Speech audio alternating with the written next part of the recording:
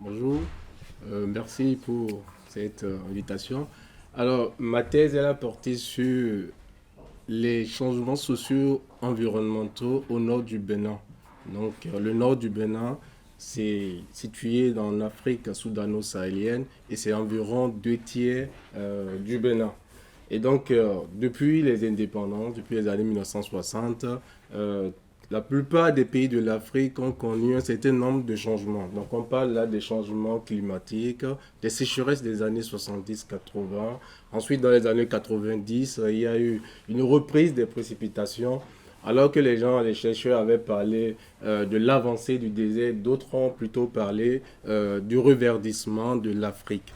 Et donc, on a connu également des changements du point de vue démographique. Donc, tout le monde sait que c'est cette partie du monde qui connaît un fort taux de croissance démographique. Il y a eu également des évolutions ou des crises économiques, sociales, avec une imposition, si vous voulez, des mesures d'ajustement structurel par les institutions internationales et autres. Et enfin, il y a tout ce qui est comme crise économique, des attentats, des terrorismes. Et donc, tous ces facteurs, nous voulons savoir comment cela se manifeste du point de vue de l'occupation du sol.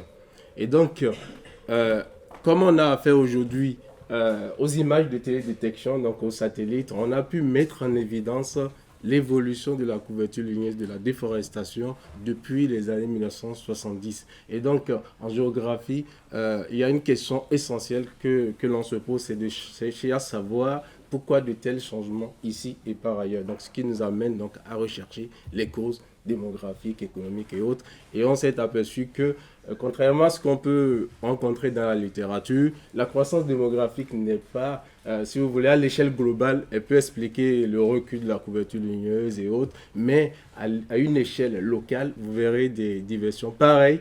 On recherche donc d'autres causes du point de vue climatique. On verra qu'il y a également des diversités dès lors que vous passez de l'échelle globale à une échelle plus fine. Et donc, on a mobilisé dans cette étude des images de télédétection, des données démographiques, de la croissance démographique, oui, des données climatiques et plein d'autres types de données jusqu'à faire des enquêtes de terrain. Et donc, ce qu'on voudrait montrer, c'est l'importance de la prise en compte de la diversité des données, donc l'interdisciplinarité pour pouvoir aborder un certain nombre de questions. Merci.